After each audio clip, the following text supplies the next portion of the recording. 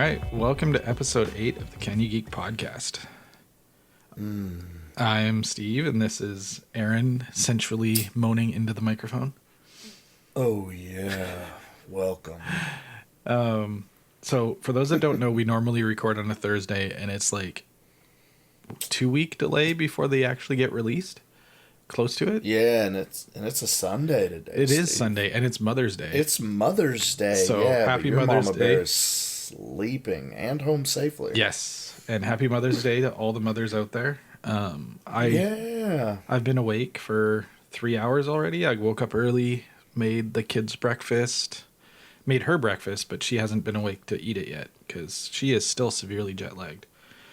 Yeah, that's a big trip, man. Yeah, it's a 15-hour time difference from where we are, so if it's less than 12, it's usually not a big deal, or closer to the full 24 hours, it's usually not a big deal. But because it's 15, she's having struggles getting used to it because it's like the baby's not really understanding what nighttime is anymore. So she wakes up at like 3 o'clock in the morning and then wants to play because she thinks it's dinner time. And Right, yeah, the baby of anybody is really confused on time zones. Yeah. Babe's like, hey, parents, this is my wake time, and that's all that matters. yeah.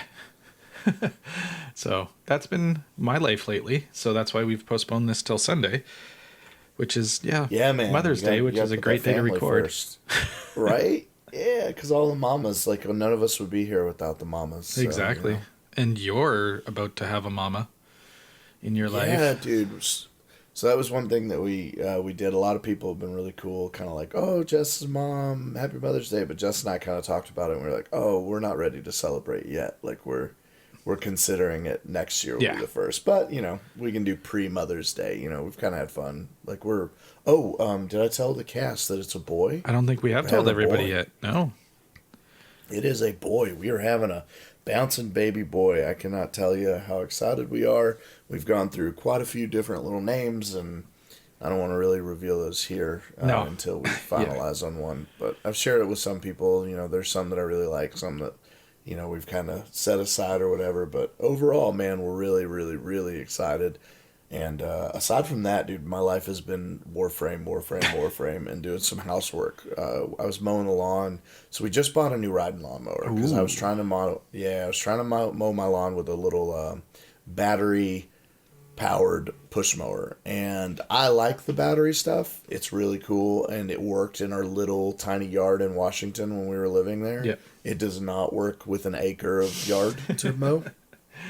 So we had like a mohawk in our yard for a while. It was sad, and Jess was taking pictures and making fun of me with the family. It was real fun, and so she let us splurge with our tax money on a riding mower, and I've never had a riding mower before, so I just got it last week. I've mowed with it twice, and dude, while mowing, the blades wouldn't engage. Oh. So we're already having to have it replaced. So on Wednesday they're gonna bring another one. They're saying it's a freak accident. I've read the reviews on the Husqvarna, and it's got great reviews, so I'm hoping it's just a freak accident. But I do like the riding mower. I'm like a kid out there, man. I listen to podcasts and music while I'm riding around with my little Beats, just little wireless headphones, chilling out, like rocking out with my shorts and some little slip-ons on, just mowing the lawn. The only thing I'm missing is a beer. I am envious because I want that. I want a yard. I want to get out there with a riding mower, just going.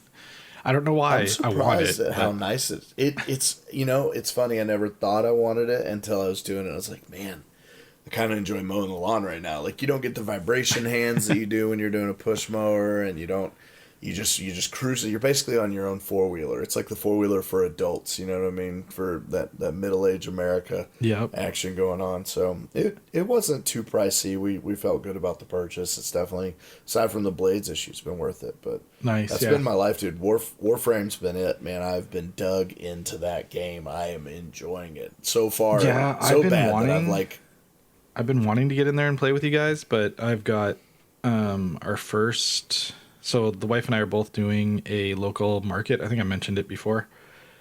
Yeah, which is exciting, man. And I am not prepared at all. I have like zero stock to sell. So I thought that's all you've been. Oh, well, you had the issues where your printer was messing up, right? 'Cause you're yeah, I doing was the 3D print calibrating stuff. it. Yeah, trying to get it calibrated. I got it dialed in last night. I did a 5-hour print of a Charmander, and he looks incredible. Charmander, Char. Dude, that's dope. Love Charmander. Yeah. Charizard's So the I've best. got a Bulbasaur. I've got the original 4 ready to go. So I just got to actually Okay. sit down and print them. But yeah, they're going to be probably 4 to 5 hour prints. So it'll be one, maybe two a day. And then I've got to get to the makerspace that I'm a member of to print some or laser cut some acrylic and engrave some wood.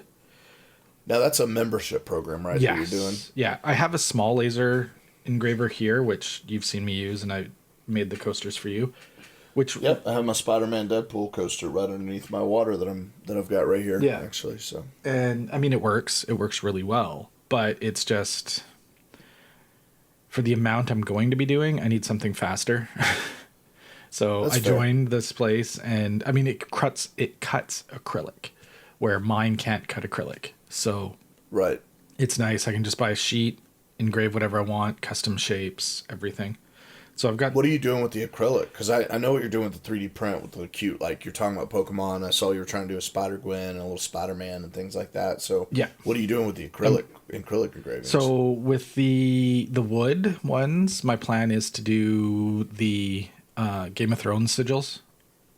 So have like Game of Ooh. Thrones sets all burned into the wood and then finished. I think that would look nice.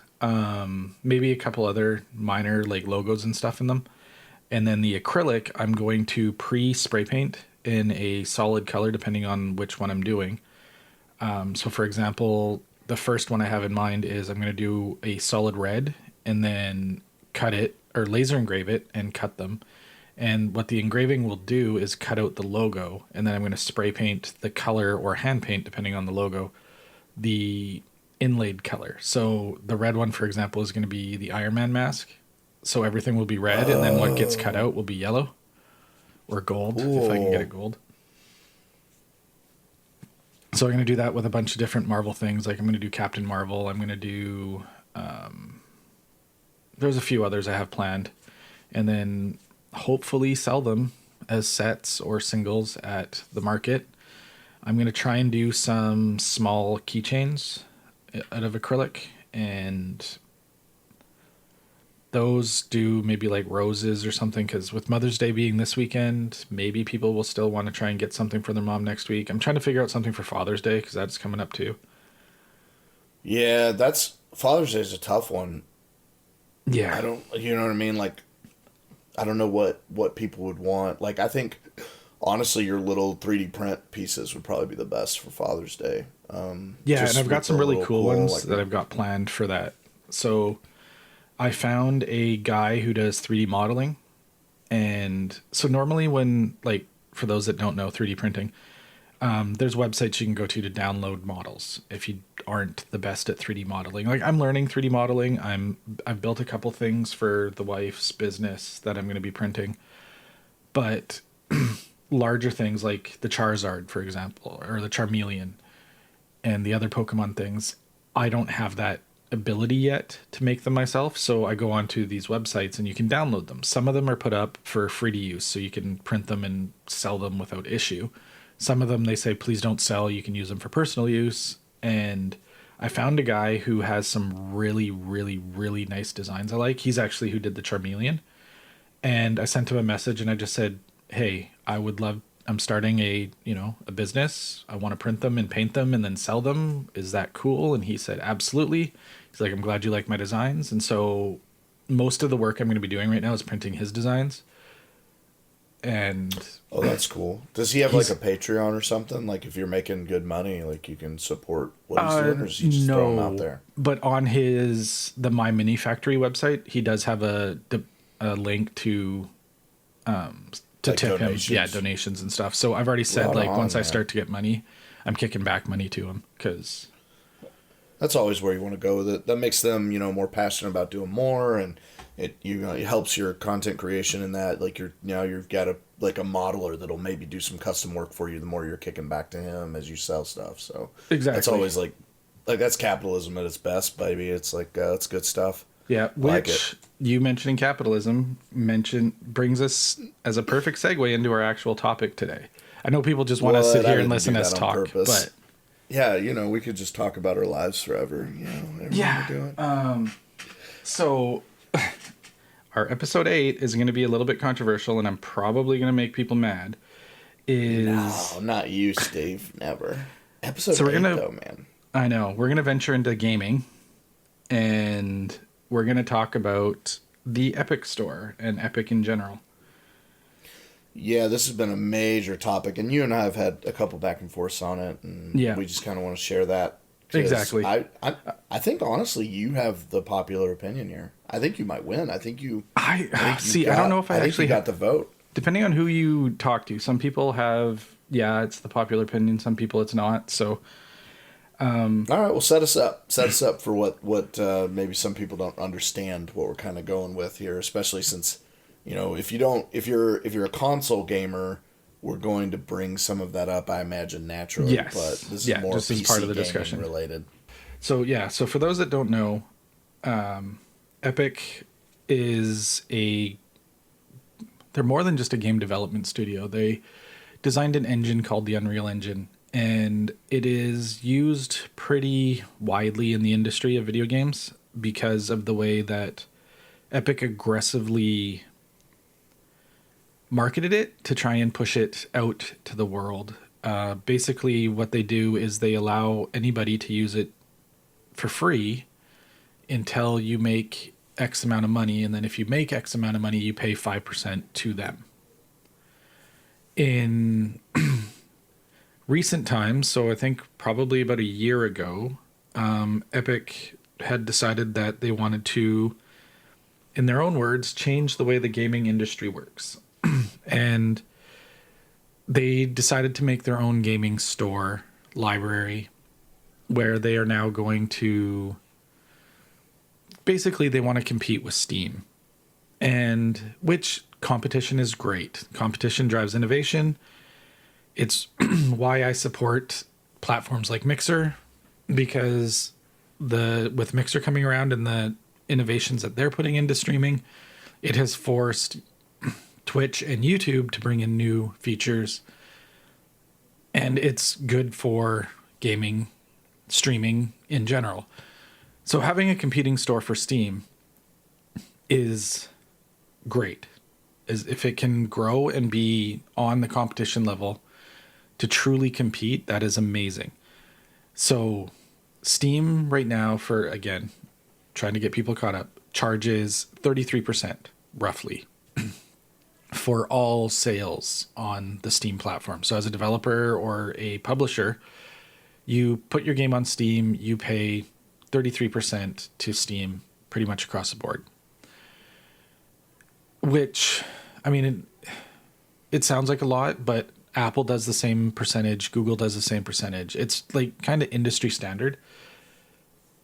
This is what Epic is trying to change in coming out. And so what they're doing now is they are only charging 15%.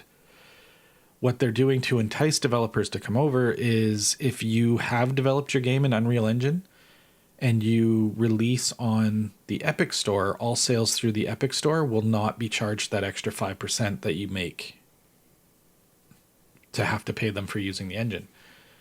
Which again, great for developers, great for publishers. They get more money, which theoretically means better games, more games, better for the industry. The controversial part of this whole thing is, and it's where me and you differ in our opinion, is the exclusivity contracts that Epic has been signing to get people to come to their store. So what that means is Epic has gone to developers or the publisher, because for those that don't know, they are two different things. A developer is the person who makes the game. A publisher is the person who markets and sells the game. A lot of the times they EA are is the a same big company. publisher. Yes, EA Yeah, is a but very like big EA publisher. They also do a lot of their own development. Yeah. Like Activision, mainly their sports lines, right? Like a yeah, lot of EA sports stuff especially is like develop and publish, right? yes, exactly. Another great example of that would be Activision, where most of Activision's titles are published. They're more of a publisher than a developer. They do have titles they own and develop, which another topic for later is the split of Destiny from Activision, is because they weren't 100% in control of Destiny. So Activision couldn't make choices and stuff. So again, it's that differentiation between developer and publisher can be a big contention in some companies. And so with the announce of Epic and their store, the big first real controversial challenge they had was Metro Exodus, which Metro Exodus was a sequel to an already existing franchise, the Metro franchise. It was being pre-sold already in Steam, and then they pulled it from Steam.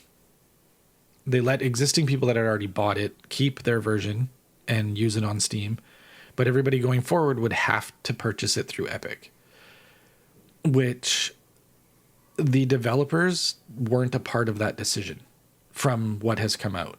It was the publisher and Epic making that contract and that choice, which forced the developer to, they released a statement basically saying, we're sorry, we had nothing to do with this, which looks really bad on the industry. And well, and for that developer too, right? Now you Yeah. have people who were invested in your game that don't have an opportunity to trust you again because they don't feel like you have control, and if you don't have control, then what future content can you put out that'll be trusted by the buyer at that point? exactly. And so it's, that part's having a really negative impact on the gaming industry. There's been a few other games with similar, sorry, for some reason now I'm starting to cough. But that seems to be, Steve. it is, it's a running theme with our show. But there's been other more recent ones where games were Kickstartered. And on the Kickstarter, it said Steam. And then now they're being told that there will not be a Steam release. It's only going to be Epic. And so there's people that have come out and they're like, I want it on Steam. I don't want it on Epic. I backed you because you were going to give it to me on the platform I use and want to continue to use. And so there's this lot of back and forth going on in the gaming industry right now over this. And a lot of it is stemming to PC has always been this open platform where pretty much you could play with any of your friends, no matter what the PC they had, what game, for the most part, almost any game. There has been exceptions for first party developed games. So when a publisher if a publisher has their own store, they've released generally exclusively on their own store. EA with Origin, for example, has always done that. And it's not been a problem because people understood, hey, it's a first party game. Like, they developed this, they have their own store. We understand it's going there. The problem that's arising is these are now being third party games that are developed independently of Epic that are being exclusively launched on the Epic store, which is making, so that's where I have issue with it. To me, exclusivity isn't competition. I get your argument in it, and I'm going to let you say it because people need to hear your side and it makes sense. But to me, it harkens back to the start of console wars and the issue of separating player base. So with consoles, Sony doesn't play with others. Everybody knows that. Sony's the big dog right now. So any game, like PlayStation's been really hesitant to allow even cross-play with games on their platform. And that's my least. So if I'm not a console gamer, I have an Xbox One because Jess won one when they did the old Mountain Dew contest, so she got a day one Xbox One. Oh, nice. Which is a glorified Blu-ray player in our house. Because we don't play Xbox One, and we have a Wii, or not a Wii, wow, a Nintendo Switch, which we just got, and that thing is awesome. My least favorite thing is PlayStation. Has been for a long time. I remember the original PlayStation was my bread and butter because the original PlayStation had Diablo, and it had Final Fantasy and Breath of Fire 3, which were three of my favorite games to play, and I loved it. And I played the demo disc that had like Papa Rappa Rappa or whatever, and the Crash Bandicoot. I remember that. And the Armored Core, I think, was the robot game. But I would play the demo because we were poor, so I'd play the demos over and over and over and over and over again. But Breath of Fire 3, Final Fantasy 7, and Diablo were the three most played and only owned games, I think, that I had on the PlayStation. The original. And since then, man, since PS2 came out, I haven't owned a PlayStation. I've had no reason to have a PlayStation. I've never been a big PlayStation guy after that, and it's because I've gone more to online play, and I like to play on computer. Like I'm not like PC. What is it called? PC. Fanboy. Yeah, but they talk about it. Oh, PC Master Race. Thank you, PC Master Race or whatever. Well, I just ever since I started playing World of Warcraft back in the day, I haven't played that game in years now. But when I played it when it first came out, that was like I changed over. And funny, you're talking about this because I played on an Apple, and back then that was one thing, and I've dealt with that. I was raised on Apple computers. I didn't touch a PC till I was in 6th grade. Or 7th grade. 7th grade was the first time I touched a PC. Up until then, I had only done Apple. Like, Apple was everything I did. So, I felt this burden of, like, a console version, right? Because Apple was very limited on what games it could have. Now, that's not on the developers. Well, it is and it isn't. More so as it was expensive to recode your games for Apple versus PC. Yeah, because back then it was full recoding. Right, yeah, and so it was expensive, but Blizzard was one of those companies. That's when my original love for Blizzard came, was because every game they would release, it released for both platforms until Overwatch, and that was a huge controversial issue, was when Overwatch didn't release for Apple. Like, it didn't come out for the Mac originally, and that was a big bummer. Now, by then I played PC mainly, so it didn't matter to me, but like that was a huge hit, and that like a huge hit against them for doing that. And so I see it as, that was code. You had to recode your games or whatever it was that was limiting them, or whatever price point. But I do disagree with you on exclusivity being a problem. I only say that because I guess for me the norm is if it's something you can get, like capitalism. If you're able to make the deals, I get that for you. It's a problem because it doesn't inherently create competition for the game on the open market, but it is competition within the businesses. Yeah. So it's, Epic versus Valve. You have now competition between these two companies, and one of them's winning. You know what I mean? And Epic, and one of my big, like, you talk about, barriers to entry into a business. When it comes to a software piece, as far as ease for the consumer, me owning, I have Origin, I have Good Old Games, I have Epic, I have Steam, I have all of these on my computer. I have Xbox, right? Like, I have all these different software programs on my computer, and it's just it's a click away. But I get that a lot of people they are exclusive, and for you specifically, you have a problem with Epic's business practices. So I do. Yeah, and where this started for Steve and I, where this kind of debate, because I think of it from a purely economic standpoint, and that's not the best way. It's without emotion, right? I'm just looking at it from an economist, a capitalism standpoint, whereas Steve has a little, as far as I'm seeing, like a little bit of an emotional appeal, which I think is warranted and validated for sure. Yeah, and that's why I said like you're the purely financial business side of it makes sense too. Like, what Epic is doing is they're competing with Valve, and to make the competition, which is huge. So right. they're doing what they can to make it so people use their stuff. Which again, right? It's not that Epic's small. Yeah, no. I mean, the Unreal Engine's been out for a long time, and they have Fortnite, which I hate that game, but it is popular. Oh God, yeah. Unreal Engine's actually, I think, been around for almost 20 years because they're in the 4th version right now. Yeah, Unreal's been, I mean, I played on the Unreal Engine when I was, games I played on as a kid, on your computer. Isn't Quake in Unreal? Yeah, Quake is. Yeah. Quake is Unreal. Yeah, and that's the game specifically I'm talking about. But it's a big deal. Epic's not small, but they are a small fish in the established game library software. Section. Yeah, thank you. Yeah, game library. Where Steam is the big dog. Valve has it. No, and in all honesty, for the longest time, I didn't even want to install Steam. So it's not like, for people that know me, it's not that, hey, I don't want to rock the boat.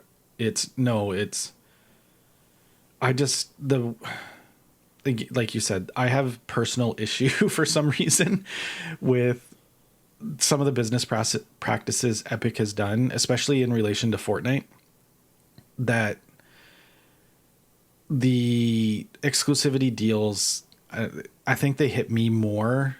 So I refuse to even install Epic on my PC.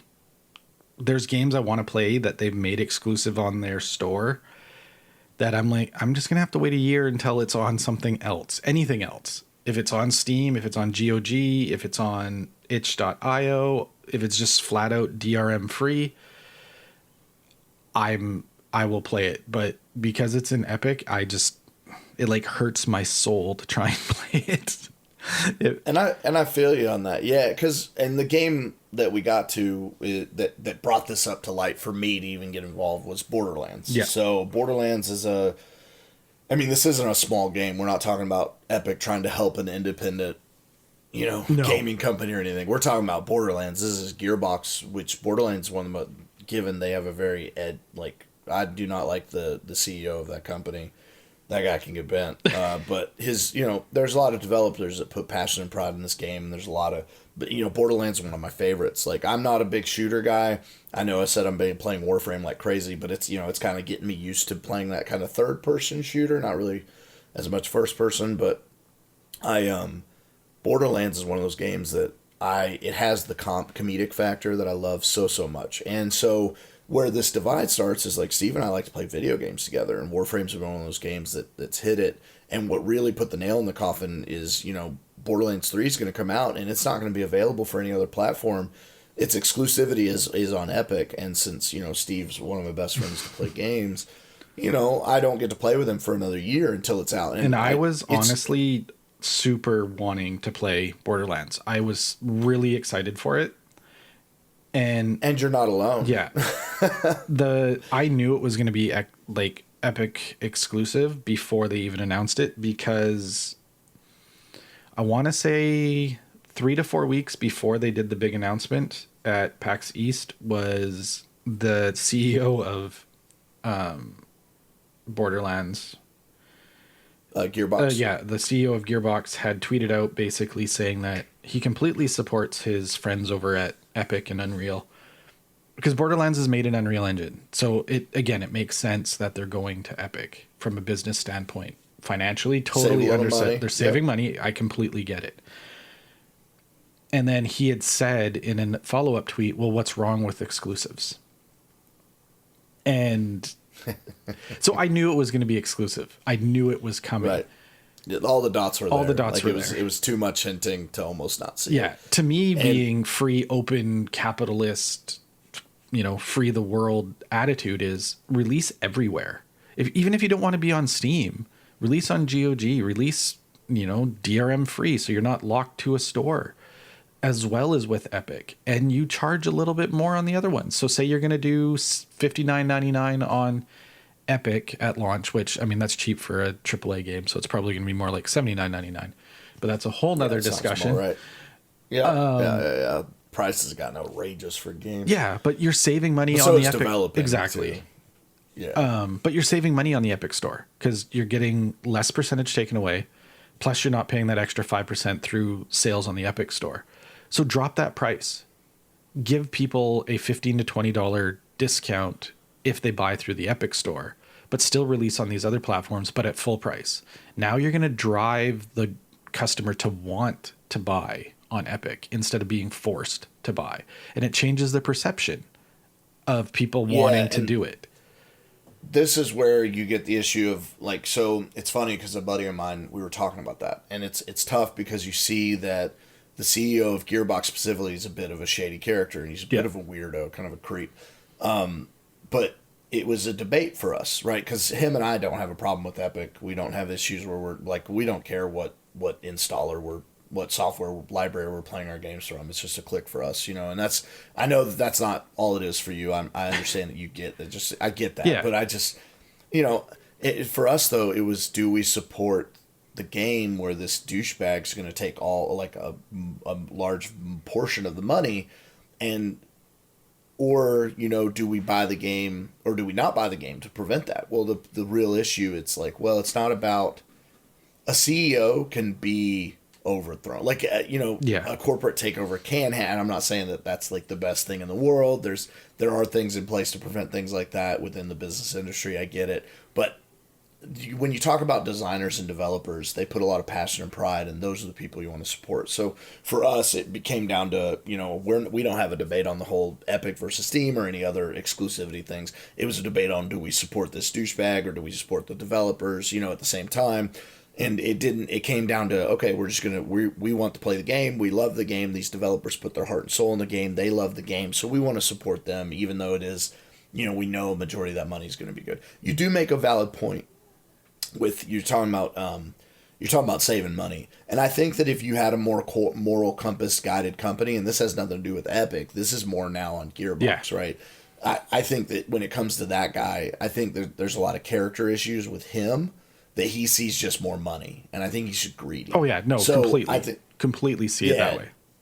He knows he's going to get your diehard Borderlands fans. There are people out there that say they're not going to, but we also, when Trump got elected, we saw a lot of people say they're going to move to Canada, and it didn't happen.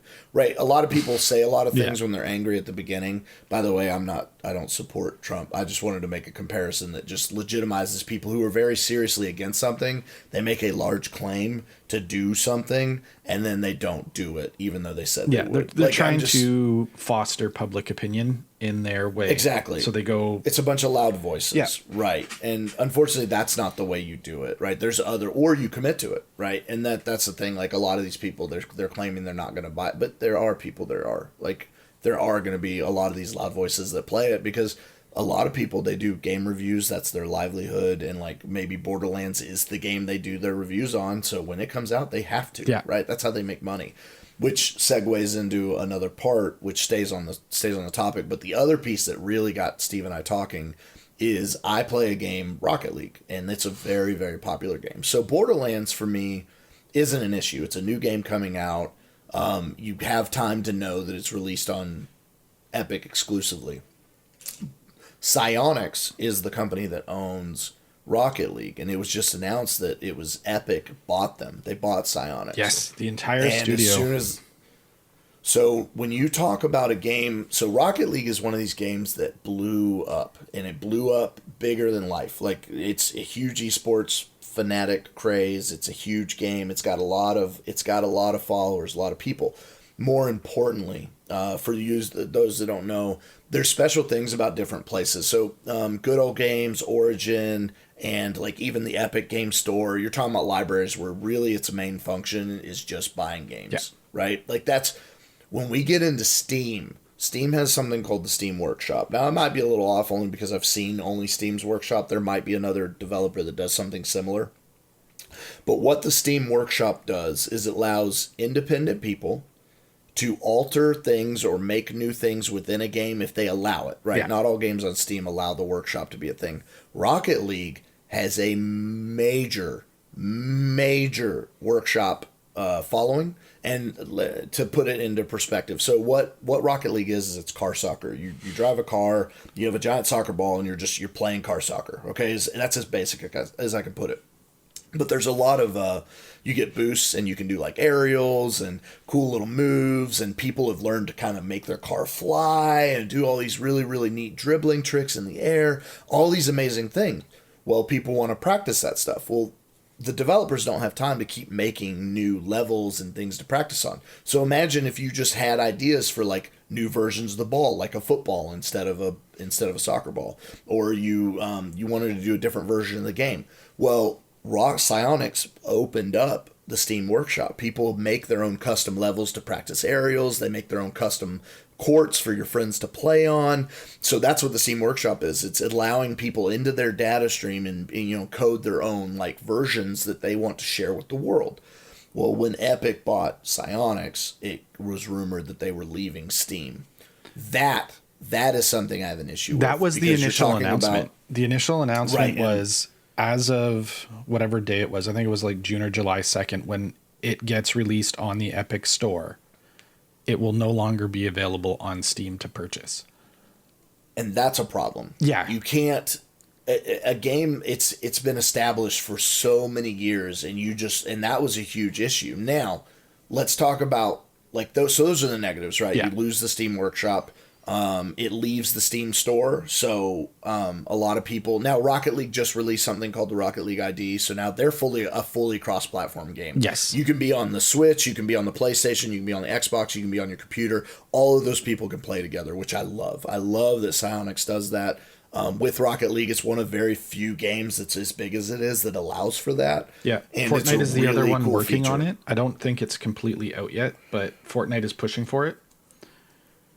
So I did have an issue with that. I have an issue with that announcement. Now, they came back and they backtracked themselves because Epic realized what that would do to the community. I'm sorry, the Steam community is really, like, I think that the majority of Rocket League players are console players, but that bit that has that workshop, that's huge. No, it's super huge. Numbers.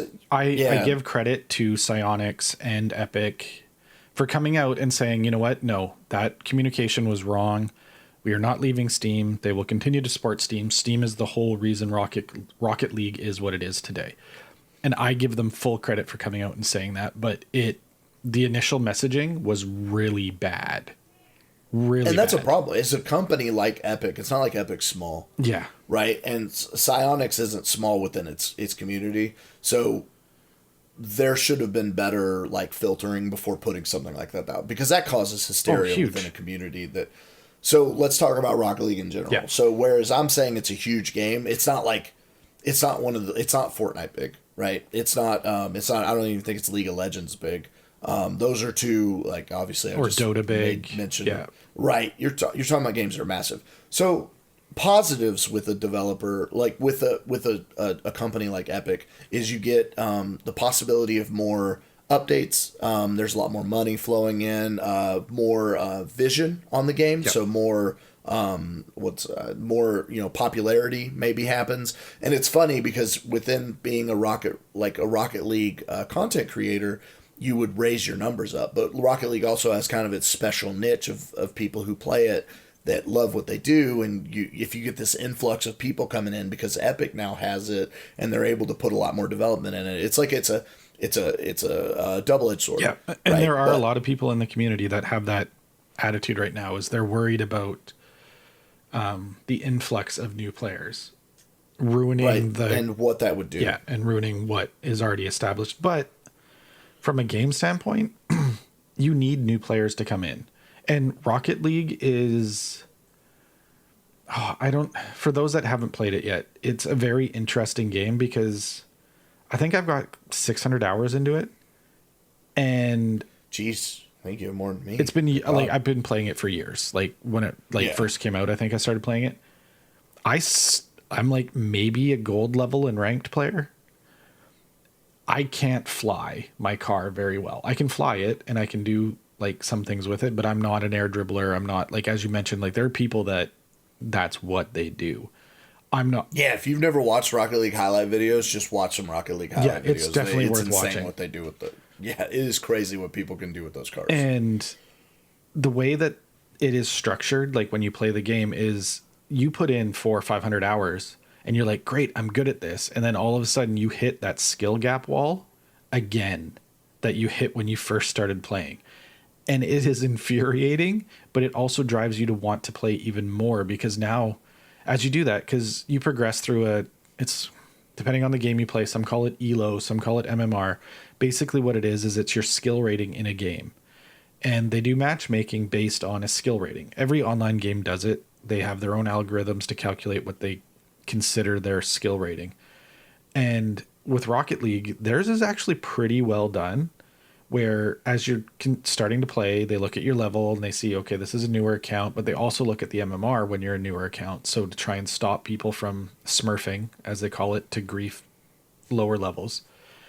Yeah, so just to break down smurfing, and I've done it before, I'm guilty of this. So what a smurf account is let's say you've been playing the game for years, right? And you've become really, really good at the game, but just realize that that game's been being played for years, so it was back when you didn't know anything or how to do it. So what a smurf account is you create a new account with a new username, new everything, you start over, but now you're like a really good player, so you start in and start destroying people, and people find that really fun. It is fun. But you do it and you destroy people, but what he's talking about is like now that MMR, that rating, it shows up like, oh, okay, clearly this guy or gal knows exactly what they're doing.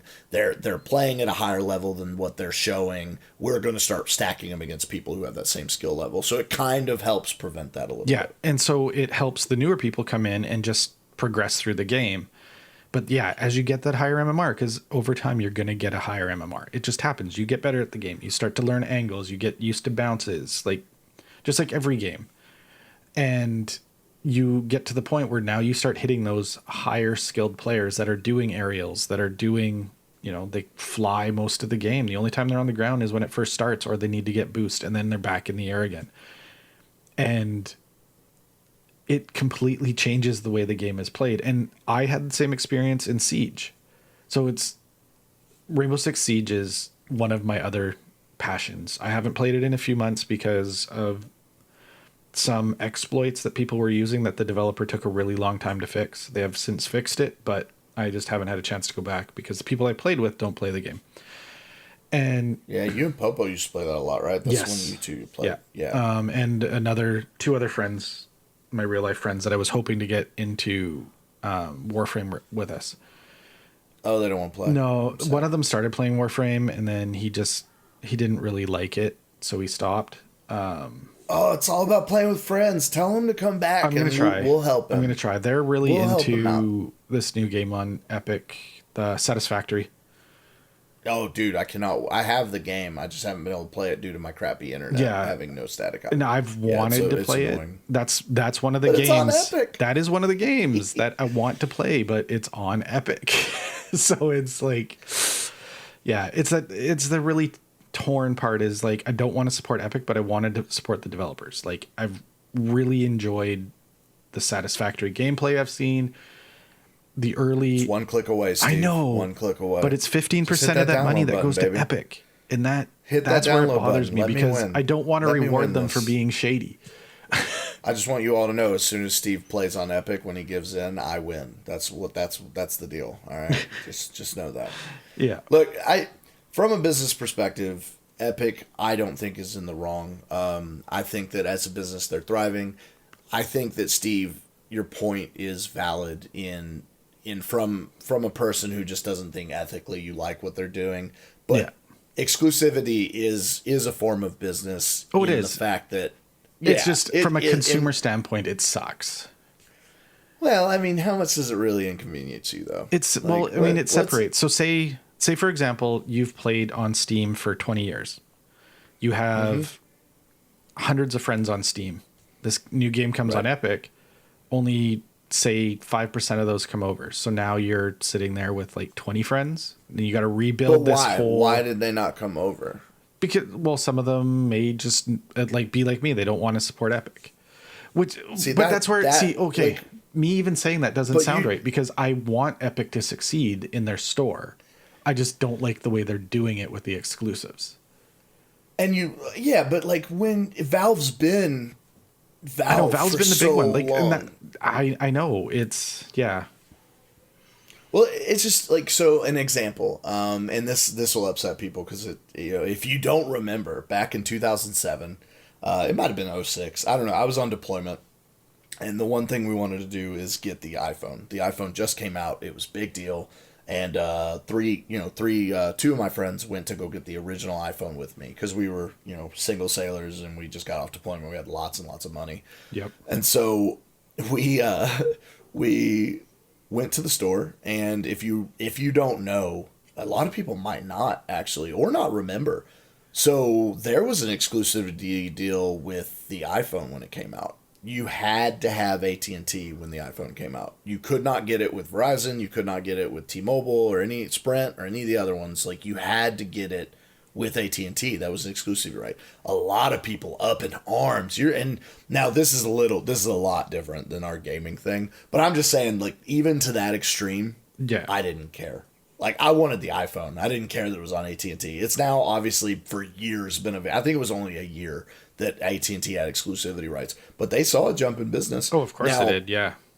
Yeah, because people wanted it. It's a smart marketing. It's a smart marketing move. And it costs you money, right? Like, it's not, Epic's getting Borderlands 3, and that might be some ties in with, their friendship or something like that, but it is a business proposition. And I don't now, you might have a problem with Epic getting exclusivities, but I still feel like it's on the developer to make that decision, right? Like, I don't think it's Epic that you should hate. Just because Epic's making a smart business decision to expand their ability to compete with Steam by getting exclusive deals, you should be mad at the developers. Like, it's not, I don't like, just because Borderlands, like, the CEO of Gearbox, like, he's the one who went, oh yeah, no, I'm down with this. He's the developer supporting being an exclusive game, right? That's how I feel about it. I feel like this isn't Epic's fault for making a smart business decision. I feel like if you're going to be mad at anybody, you need to be mad at the people who are developing these games saying, I just want to be on Epic. Yeah, and I mean, it could very much be just my bias from what happened with Fortnite and the way that they market things. Because that's where it all started. The amount of crap we gave you about Fortnite. Well, no, it's not even. Yeah. Oh God, yes, but like. And I hate the game. Like, it's so much crap I gave you, and I hate Fortnite. So I can't stand it. Just briefly, because I know we're getting long here, but so what stemmed my initial hatred for Epic was the way that they market Fortnite. So for those that don't know, Fortnite is a free-to-play game. So originally, the original Fortnite game, which was called Save the World, was announced in, I want to say 2009. And I followed it from 2009. The game looked incredible. I liked the art style. I liked what they were going for. I followed it. 2 years ago, we went to PAX West, and they had this massive setup, and I got really excited. It was one of my highlights of PAX West, was seeing Save the World getting close to being released, because I know that Epic had struggled getting the game out through development. I knew that there was development delays because I was following it. At PAX West, they had announced that they were going to be doing a paid beta, which it's not anything new to the industry. Paid betas happen, and especially for more free-to-play games, so you buy a Founders Pack is what a lot of them call them. Yeah, Warframe did a Founders thing too. Yeah, a lot. I think all of them do that. Yeah, just because it's an influx of cash, right? Yes. That's what helps these developers like a little more money into the game to give what they promise. Yeah, and it's completely understandable. You know that they're going to do microtransactions to fund the game and the development that has happened, but they're giving a little, like, okay, you want to throw money at us initially because you're excited, no problem. I had thought about it, but held off on being a founder. And they usually give more money's worth of in-game stuff, yes, right? Like, you usually get some pretty exclusive gear. It usually averages out to a little more, usually more, about double, I think, on average, depending on which Founders Pack you grab. Yeah. In digital stuff. Yes. Right. Yeah. Like, whether it be vanity stuff or, like, llamas in this, if we're talking about Fortnite. Yeah, Fortnite's, they gave llamas as the reward. Yeah, llamas. Okay. Yep. Okay. And sorry. No, it's fine. It helps explain the point. And in Fortnite Save the World, llamas is how you unlock gear and parts for gear that you need to upgrade your weapons. So it actually almost becomes like a paywall at one point, because they start to minimize the amount of llamas you can earn in game. So to progress, you need to buy llamas, basically. There's ways around it, but that was the gist of how it was working. And then PUBG happened, which revolutionized gaming to begin with. There was other battle royale games out prior, like H1Z1, DayZ Mod. There was that genre of games. And it's because of those. Well, it's because of those that PUBG was able to be what it was. Well, right? That's where Brendan Green, who made PUBG, came from. He actually was a part of those games. And then PUBG became the first he fully got to oversee. And it blew up. It had issues. It wasn't the greatest game in the world, but it was revolutionary for some reason in that genre. And it grew really big. And it was developed on the Unreal Engine. From outsider information that, you read in articles and you piece together, they had deals with Epic developers to help optimize code in Unreal for PUBG because they were doing things in Unreal that weren't done before. Having 100 players connect to a server at one time, destructible vehicles. Like, there was things in the game that are hard on an engine. So they needed help optimizing the code. Plus, they were a really small studio. So they were paying for assets from the Unreal Store to put in the game, which a lot of people gave them crap for, and rightfully so. Like, you have this big game, you're making tons of money, but people forget that it was an indie game basically from the beginning. And so Epic sees what PUBG is doing in Unreal Engine, and they have Save the World sitting there basically just sucking money out of the company. And what they decided to do was to make the Fortnite Battle Royale that everybody knows as just Fortnite. And I don't really have issue with that. It's just not my style of a game that they made for Fortnite, because I don't like shooting somebody and they build. I hate battle royales. Yeah, I hate battle royales in general. I put a lot of time into PUBG. A lot of time into PUBG. I was even doing like competitive tournaments. Yeah, I remember that. I couldn't get into it. I loved the MOBA phase. That was my favorite, and I can't do the battle royale phase. Is just killing me. No, and I get that. I'm burnt out of the battle royale phase. I don't play them anymore. I don't want to play them anymore. But there is a population that wants to play them, and that's fine. So, oh yeah, no, I have no hate against that. People enjoy those games. Enjoy it on, man. Everybody has their different tastes in what they like to do. I just that wasn't for me. I tried PUBG with you guys. I tried Fortnite. I tried them. I just can't do those. Those games aren't for me. Yeah, and I played Fortnite. I played them with our friend Asika that we've mentioned before, and right, because she's a partnered streamer on Mixer, and Mixer was having a deal that during this one weekend, if you partnered with a partner in game and you played and you won the Battle Royale, you would get a free copy of Save the World, which they gave away a free game. It's funny. And so Fortnite, the Battle Royale comes out, and this is where the start of my hate for Epic happened, is when you went to the Fortnite website to try and download Save the World, or download the Battle Royale, it said that you should buy the Save the World beta access to get access to the Fortnite Battle Royale. The way that the website was set up at the time, they made it seem like you had to buy beta access into a free game to get access to another free mode of that game. Which, for younger audiences or people that are less educated, that makes them go, oh, okay, I got to buy this game.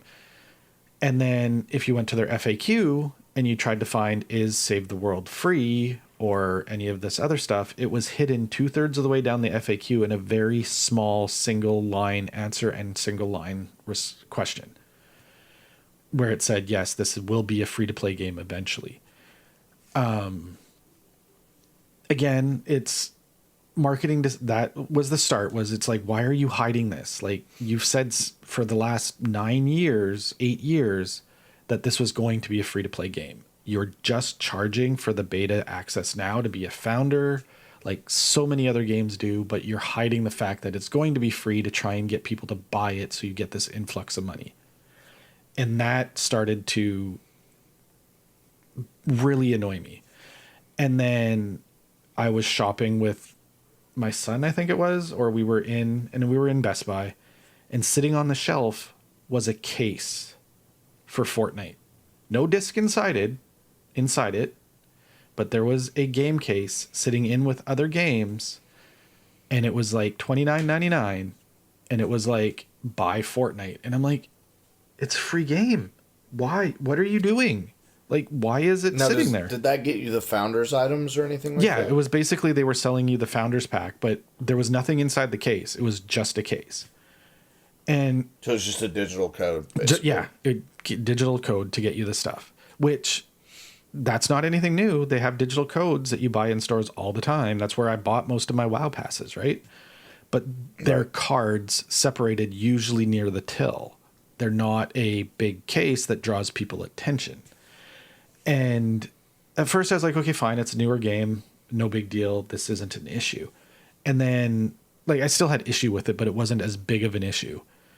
And then last Christmas rolled around and I had all this other, like, you know, I've seen other things that they were doing that was bothering me, but it was like, okay, fine. And then this last Christmas rolled around and they rolled their digital winter pack plus free V-Bucks, which is their in-game currency, as a game jewel case on shelves in every major retailer that had no disc inside, except for the Microsoft disc had the base install, because Microsoft requires you to have a disc inside a jewel case if you're going to sell it as a jewel case.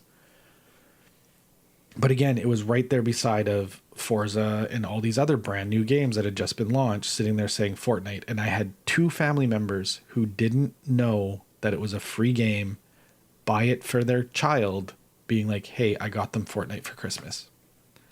And I'm like, no, you got them in-game content for Christmas. Yeah, but it doesn't take them away from the game. No, but the joy the parent got when the kid opened it, because they were like, I already have this game. Like, because they thought they were getting something new for the kid. And it ruined Christmas for both of those families. Really? The kids weren't excited to get V-Bucks We're and not the excited winter at all. stuff? Absolutely. Oh, man. They saw it and they were like, great, I got a new game. And it was like, okay, it's just Fortnite again. Like, they already played a lot, but it was just like, it's like, oh, yeah, I got a skin. Yeah, I don't have a problem with that. Again, that's consumer issues. I get what you're saying, but I mean, if they want to market themselves somehow and they're selling it, I mean, they're not giving you the game. They are giving you something for your money, and it's up to the consumer to be educated on that. And it's not hard nowadays. Everybody has, a way to get online, like somewhere, and look that up or ask the question. But I mean, the amount of grandparents that are getting duped by this, and that's my issue, is it's always. Well, they're not the only company doing that, though. Like, Epic's not the only one guilty of that, man. Wizards of the Coast does it all the time. Wizards of the Coast, like, they sell these very big. It's been a big issue. Like, Wizards puts these big, if you've seen the Pokemon displays, where it's like a bunch of foil cards in these big boxes, but it's not a lot of stuff. It's just in a big box, so it's flashy and it gets attention. Yeah, those are all the like pre-release runs, right? No, these are like, this is a special thing that gives you like 5 foil basic lands, 1 of each color, and it gives you some cards that aren't really worth anything, and they sell it for like $16, but what's inside it is not worth that much. And so, like, companies do it. And again, I don't have issue with this. I just, from a purely business standpoint, I think it's smart. It's great marketing. Fortnite, as much as I hate that game, the reason they make their money is those V-Bucks sell. Like, kids just sell want like V-Bucks crazy. for Christmas. I know. It's like Roblox. Roblox is another one of those fucking. Wow, I think it's the first time I've cursed this episode. I know, we were doing good. Roblox is one of the. Yeah, I was. Yeah, Roblox is one of those games that it has a lot of free stuff happening and it's all garbage, but they have their money. They're the real in-game currency that people want to buy this premium crap. That's just digital, and it's not like my problem with Roblox is it's just an undeveloped garbage game, like a bunch of games, but kids love it. Well, and that's all that matters. They're having fun. Roblox, just because my son's played it, Roblox is interesting because it's not really it's a lot of different, like, it's an environment. It's a platform, if you will. Really. Right. So when you just install the basic game, it installs the studio, and the studio allows you to develop these games that other people can play. Right, but I'm just saying that you can use the Robux. Yes, and and there's people. Buy Robux are horrible. Yep, and that's so. I'm just saying, I don't. Again, it's business. No, I know, man. But it's making money. But see, both of those examples that you just used, though. Well, not the magic one, But the Robux and the V-Bucks generally are just sold as cards in like convenience stores or up near the tills as more of an impulse buy instead of marketed as a full game. But again, I know it is an case. education thing. Yeah. So, do you have a picture of the case so I can see it? I can. Does it say that? Did they read it? I'd be interested. I'd be interested in like what that looks like. You know what I mean? Because if it doesn't say that it's a free-to-play game on there, or if it doesn't say this is only additive stuff, then that's on the consumer, man. I'm sorry. Like, just because, like, if you don't know enough about it, then, like, if all you know is that your kids love Fortnite, and, like, you've heard your grandkids speak about Fortnite, it's not like you're not getting them something. And anything can be returned. Like, if it's not opened, it can be taken back. Right? I'm one of those people that I just think it's a business doing business things, and it's putting it out there because it wants to sell. And if you want to sell, you've got different ways to market yourself, and that's a way to market grandparents. It is a stab at grandparents. It's trying to get those uneducated people to buy it for their kids or grandkids or whatever. That's what the market is. So just to add into the hate, but it's a way to make money. It is also published by Gearbox. Really? I didn't realize that. So I just sent you the picture in Discord of the cover of the. Well, this is just the cover. Does it have the back? I'm trying to find it. The Best Buy one isn't linking to the because it's been removed from the Best Buy store. So it says Fortnite Deep Freeze Bundle. Yeah. What's that say at the top? Xbox One 4K, enhanced. Ultra HD. Internet. Yeah, so it's internet deep connection required. Yeah, it didn't, if I remember correctly, it didn't specifically say that it was a free-to-play game. Yeah, that's interesting. But like, still, again, it says bundle. It doesn't say it's Fortnite. So the Switch version did say it. Yeah, the Switch version did say that it was just a download code and no game card was included. Oh yeah, look at that! Look at Nintendo; they're so good. I love the Switch so much. But yeah, I mean, Microsoft's just making that money. It's like from an end game perspective, what Epic is trying to do makes sense. From a consumer perspective, the optics don't look great, and me as a PC gamer, the struggle is I don't want to see the PC player base segregated like the console player base is. Now, hold on a second. If I'm playing Borderlands 3 on Epic and you're playing it on Steam, we can still play with each other though. That hasn't been announced yet. But why would it separate? It's still on the PC is what I'm saying. But it's different still via stores. The same connection. So does that really matter? It can. Well, like it depends on how they set up the internal structure of the game. So, sorry. The best example is Siege, Rainbow Six Siege. You can buy the game through Steam, or you can buy it through the Uplay store, which totally separate. Ubisoft is now going Epic only, by the way. If you buy it through Steam, it's a modified Uplay launcher you have to use, so you can either add friends through the Steam launcher or through the Uplay launcher. So if the game is developed in Unreal and they use Epic as the built-in, like Borderlands probably is going to, I don't know if they're going to have that. Yeah, Borderlands. I don't know if Borderlands is going to have that built-in communication structure to communicate with the Steam friends list. So it's going to be interesting because for other third-party ones, yes, they did, and you can do that. But I don't know for sure if they're going forward. Because as far as I know, there are none right now that do.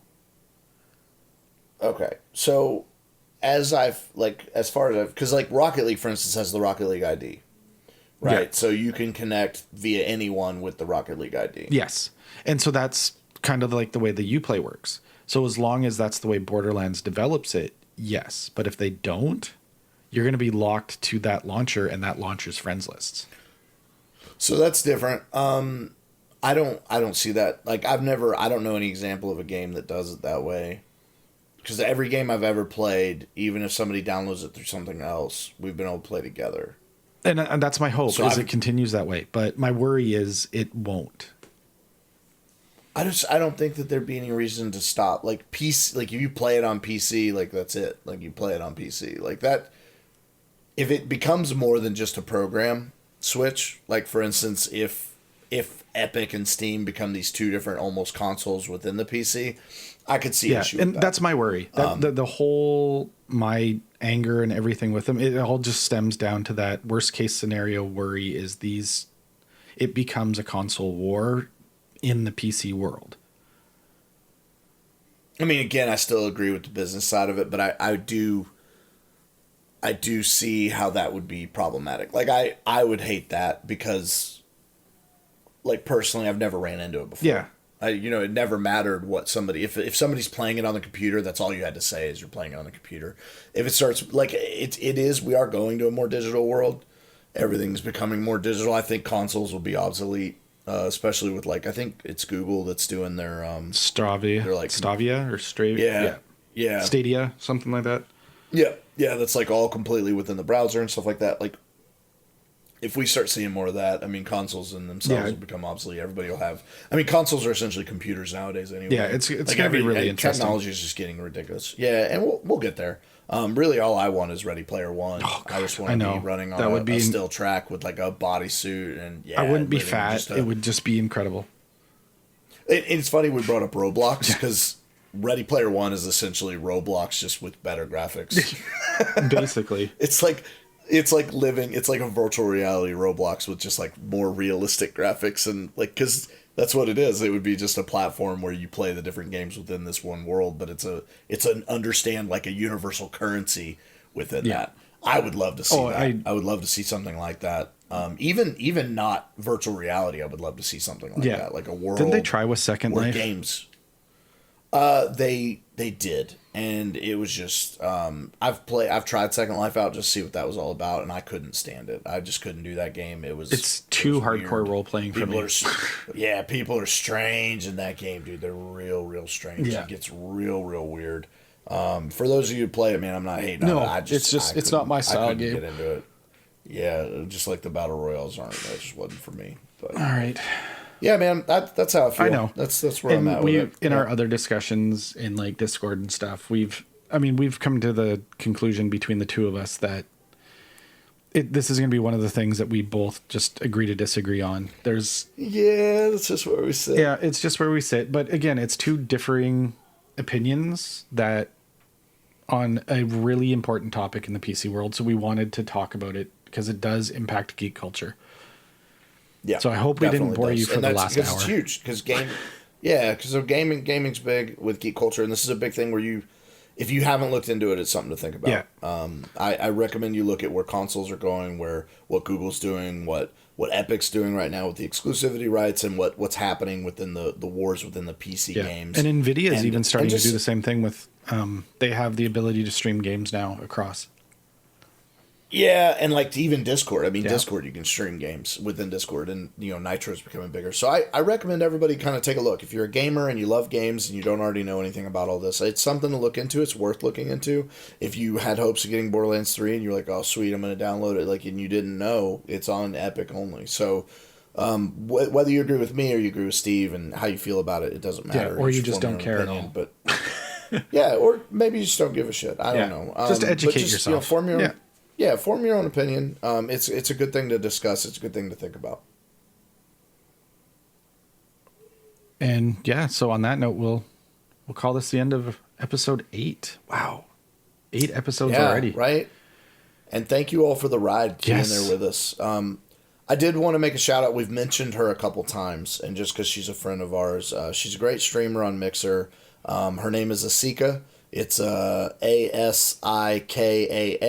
I do all of her emotes in her partnered stream stuff. So if you partner with her and subscribe to her, you can use the emotes that I designed. And if you are a streamer or a content creator and you want some graphic art stuff, that's something I do. So something cool to think about. Yep. And if you need to get a hold of him, he's Southam Designs on Twitter. And you can get a hold of Steve on at CanYouGeek. Yep. Which is also, if you want to do anything, interact with our podcast. Yeah. As well as, I think our Patreon's up. It is. I think There's not a ton on there yet. I'm hoping to have that out by the time this releases. So yeah, patreon.com/CanYouGeek, I believe is what it is. We have our Facebook group, CanYouGeek_nerds. And we have a Facebook page for the podcast. Yeah. And we appreciate you guys' support. Thank you. Definitely. And thank you guys for listening. And if you do like what we're putting out, just ask one friend to have a listen. Who knows? Maybe that one friend will like us too. Yeah, spread the word. We love it. We love all the feedback we're getting. We like talking to you guys. And we'll it's talk. fun. We like bullshitting with each other. Definitely. And it's good for us to actually spend time as adults talking to each other. So on that note, thank you, nerds. And we will see you in a week. Peace.